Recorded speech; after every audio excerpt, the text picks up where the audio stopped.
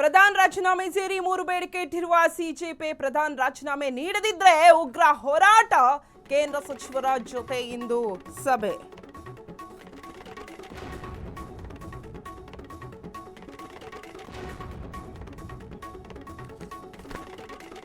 ದೆಹಲಿಯಲ್ಲಿ ಮುಂದುವರಿದ ಸಿಜೆಪಿ ಪ್ರತಿಭಟನೆ. ಧರ್ಮೇಂದ್ರ ಪ್ರಧಾನ್ ರಾಜೀನಾಮೆಗೆ ಡೆಡ್ಲೈನ್. ಸಿಜೆಪಿ ನೀಡಿರುವ ಡೆಡ್ಲೈನ್ ಇಂದು ಅಂತ್ಯ. ಪ್ರಧಾನ್ ರಾಜೀನಾಮೆ ಸೇರಿ 3 ಬೇಡಿಕೆ ಇಟ್ಟಿರುವ ಸಿಜೆಪಿ ಪ್ರಧಾನ್ ರಾಜೀನಾಮೆ ನೀಡದಿದ್ರೆ ಉಗ್ರ ಹೋರಾಟ.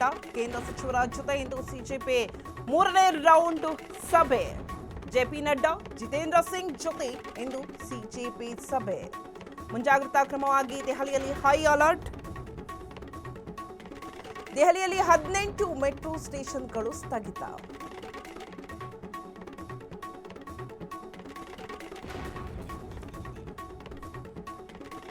ದೆಹಲಿಯಲ್ಲಿ ಸಿಜೆಪಿ ಪ್ರತಿಭಟನೆ ಮುಂದುವರೆದಿದೆ. ಧರ್ಮೇಂದ್ರ ಪ್ರಧಾನ್ ರಾಜೀನಾಮೆಗೆ ಡೆಡ್ಲೈನ್ ಅನ್ನ ಕೊಟ್ಟಿದ್ದಾರೆ. ಅದು ಕೂಡ ಇಂದು ಅಂತ್ಯ ಆಗಬೇಕು. ಸೊ ಪ್ರಧಾನ್ ರಾಜೀನಾಮೆ ಸೇರಿ 3 ಬೇಡಿಕೆಯನ್ನ ಸಿಜೆಪಿ ಇಟ್ಟಿದೆ. ಪ್ರಧಾನ್ ರಾಜೀನಾಮೆ ನೀಡದಿದ್ರೆ ಏನಾದ್ರೂ ಇವತ್ತು ಕೊಡ್ಲಿಲ್ಲ ಅಂತ ಅಂದ್ರೆ ಉಗ್ರ ಹೋರಾಟವನ್ನ ಮಾಡ್ತೀವಿ. ಇನ್ನು ಕೇಂದ್ರ ಸಚಿವರ ಜೊತೆ ಸಿಜೆಪಿ ಇವತ್ತು 3ನೇ ರೌಂಡ್ ಸಭೆ ಸಹ ನಡೆಯುತ್ತೆ. ಜೆಪಿ ನಡ್ಡಾ ಈ ಒಂದು ಸಭೆಯಲ್ಲಿ ಯಾರು ಭಾಗಿಯಾಗ್ತಾನೆ ಅಂತ ನೋಡೋದಾದ್ರೆ ಜೆಪಿ ನಡ್ಡಾ, ಜಿತೇಂದ್ರ ಸಿಂಗ್ ಜೊತೆ ಇವರಿಬ್ರು ಕೂಡ ಸಭೆಯನ್ನ ನಡೆಸ್ತಾರೆ.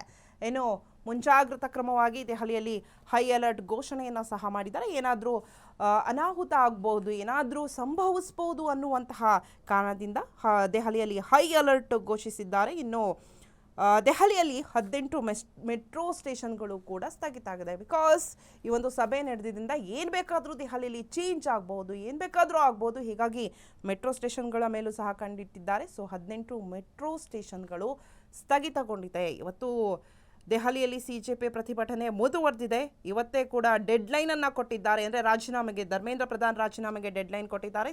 ಸಿಜೆಪಿ ನೀಡಿರುವಂತಹ ಡೆಡ್ಲೈನ್ ಇವತ್ತು ಅಂತ್ಯವಾಗುತ್ತೆ. ಹಾಗೆ ಇನ್ನು ಕೇಂದ್ರ ಸಚಿವರ ಜೊತೆ ಸಿಜೆಪಿ 3ನೇ ರೌಂಡ್ ಸಭೆಯನ್ನ ಕೂಡ ನಡೆಸ್ತಾರೆ.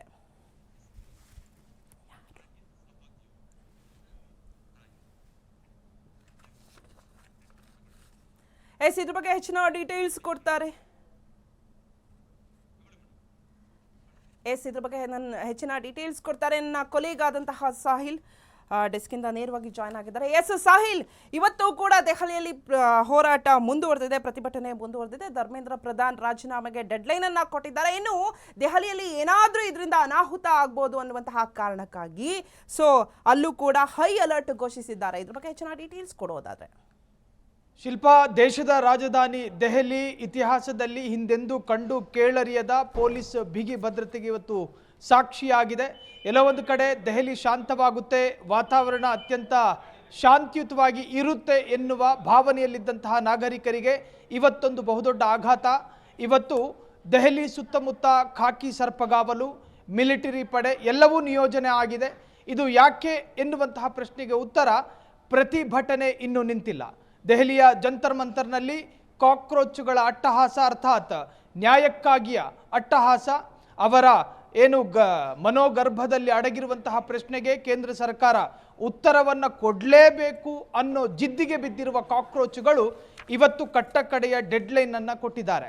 ನೋಡಿ, ಪ್ರಧಾನ್ ರಾಜೀನಾಮೆ ಕೊಡುವುದರ ಮುಖೇನ ಶಿಕ್ಷಣ ವ್ಯವಸ್ಥೆಯಲ್ಲಿ ಒಂದು ಪಾರದರ್ಶಕತೆಯನ್ನು ತರಬೇಕು. ನೀಟ್ ಪ್ರಶ್ನೆ ಪತ್ರಿಕೆ ಸೋರಿಕೆ ಬೆನ್ನಲ್ಲೇ ಹಲವು ವಿದ್ಯಾರ್ಥಿಗಳು ಆತ್ಮಹತ್ಯೆ ಮಾಡಿಕೊಂಡ್ರು. ಇದು ಡೆಮಾಕ್ರಸಿ ಮರ್ಡರ್ ಅಂತ ಕರೀತಾರೆ ಕಾಕ್ರೋಚ್ಗಳು. ಇದು ಪ್ರಜಾಪ್ರಭುತ್ವದ ಕಗ್ಗೊಲೆ. ಒಂದು ಶಿಕ್ಷಣ ವ್ಯವಸ್ಥೆಯಲ್ಲಿ ಈ ಪರಿ ಅನ್ಯಾಯ ಆಗಿದೆ.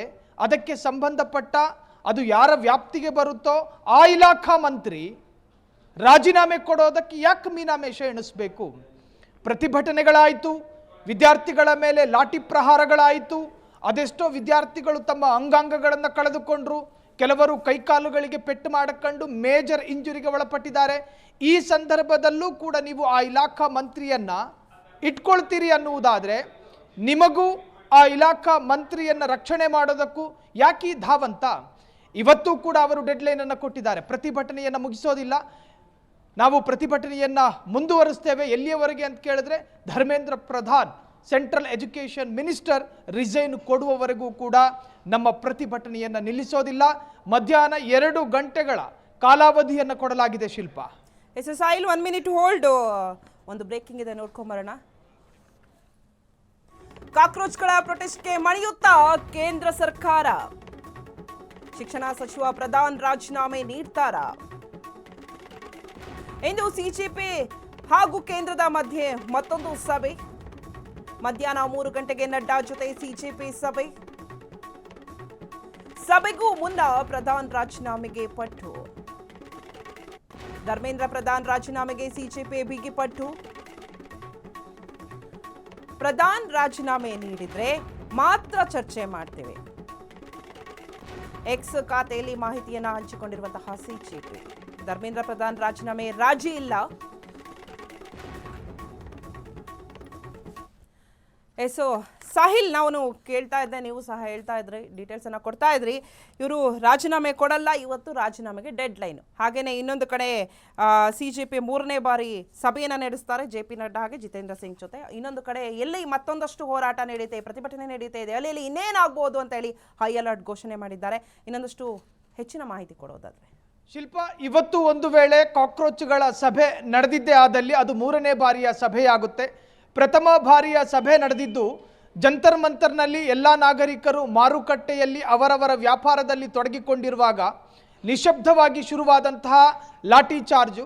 ಆ ಲಾಠಿ ಚಾರ್ಜ್ ಆದ ದಿನದ ರಾತ್ರಿ ಕಾಕ್ರೋಚ್ ಸಂಘಟನೆಯ ಸಂಸ್ಥಾಪಕ ಸೌರಭ್ನನ್ನ ಬಿಜೆಪಿಯ ಪ್ರಮುಖ ನಾಯಕ ತನ್ನ ರಹಸ್ಯ ಕಚೇರಿಗೆ ಬರಮಾಡಿಕೊಳ್ತಾರೆ.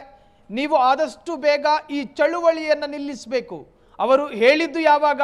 ಅದೆಷ್ಟೋ ವಿದ್ಯಾರ್ಥಿಗಳು ಕೈಕಾಲುಗಳನ್ನು ಕಳೆದುಕೊಂಡಾಗ, ಅದೆಷ್ಟೋ ವಿದ್ಯಾರ್ಥಿಗಳು ಕಿವಿಯಲ್ಲಿ ರಕ್ತಸ್ರಾವ ಆದ ನಂತರ, ಲಾಠಿ ಪ್ರಹಾರದ ಆ ದಿನದ ರಾತ್ರಿ ಅವರು ಕರೆದು ಸೌರಭ್ನ ಜೊತೆ ಮಾತನಾಡ್ತಾರೆ. ಸೌರಭ್ ಯಾರೂ ಅಲ್ಲ, ಕಾಕ್ರೋಚ್ ಪಕ್ಷದ ಒಬ್ಬ ನಾಯಕನಾಗಿದ್ದ. ಆತನ ಬಳಿ ಮಾತನಾಡುವಂತಹದ್ದು ಅದು ಪ್ರಥಮ ಸಭೆಯಾಗಿತ್ತು. ಅದಾದ ನಂತರ ವಾಂಗ್ಚುಕ್, ಸೋನಂ ವಾಂಗ್ಚುಕ್ ಏನು ಫಾಸ್ಟಿಂಗ್, ಉಪವಾಸ ಸತ್ಯಾಗ್ರಹವನ್ನು ಕೈಗೊಂಡಿದ್ರು. ಆ ಸಂದರ್ಭದಲ್ಲಿ ಅವರು ಯಾಕೆ ಉಪವಾಸವನ್ನು ನಿಲ್ಲಿಸ್ತಾ ಇಲ್ಲ ಅಂಥೇಳಿ ಅವರಿದ್ದ ಆಸ್ಪತ್ರೆಯ ಬೆಡ್ ಪಕ್ಕದಲ್ಲೇ ಚೇರ್ ಹಾಕಿಕೊಂಡು ಇದೇ ಬಿಜೆಪಿಯ ನಾಯಕರು 2ನೇ ಸುತ್ತಿನ ಸಭೆ ನಡೆಸಿದ್ರು. ಇವತ್ತು ಡೆಡ್ಲೈನ್ ಕೊಡಲಾಗಿದೆ. ಸಿಜೆಪಿ ಕಾಕ್ರೋಚ್ ಜನತಾ ಪಾರ್ಟಿಯಿಂದ ಅತಿ ಬ್ರಹ್ಮಾಸ್ತ್ರ ಅಥವಾ ಅತಿ ದೊಡ್ಡ ಪ್ರಜಾಪ್ರಭುತ್ವದ ಅಸ್ತ್ರ ಇದು ಡೆಡ್ಲೈನು. ಇದು ಕಾನೂನು ಬಾಹಿರ ಏನೂ ಅಲ್ಲ. ಒಂದು ಸರ್ಕಾರಕ್ಕೆ ಅಥವಾ ಒಂದು ಇಲಾಖೆಗೆ ಒಂದು ಕಾಲಾವಧಿಯನ್ನು ನಿಶ್ಚಯಿಸೋದು ಕಾನೂನು ಬಾಹಿರ ಅಲ್ಲ, ಪ್ರಜಾಪ್ರಭುತ್ವದಲ್ಲಿ ಅದಕ್ಕೆ ಅವಕಾಶ ಇದೆ. ಅದರಂತೆಯೇ ಇವತ್ತು ಕಾಲಾವಧಿಯನ್ನು ಕೊಡಲಾಗಿದೆ. ಆ ನಿಶ್ಚಿತ ಸಮಯದ ಒಳಗಾಗಿ ರಿಸೈನ್ ಕೊಡದೇ ಇದ್ದರೆ ನಮ್ಮ ಪ್ರತಿಭಟನೆಯ ತೀವ್ರತೆ ಮತ್ತಷ್ಟು ಹೆಚ್ಚಾಗುತ್ತೆ. ಸೊ ಒಂದು ವೇಳೆ ಇವತ್ತು ರಾತ್ರಿ ಸಂಧಾನ ಸಭೆ ಆದರೆ ಅದು 3ನೇ ಬಾರಿಯ ಸಭೆ ಆದೀತು. ಶಿಲ್ಪ, ಥ್ಯಾಂಕ್ ಯು ಸಾಹಿಲ್ ನಿಮ್ಮೆಲ್ಲ ಡೀಟೇಲ್ಸ್ಗಾಗಿ.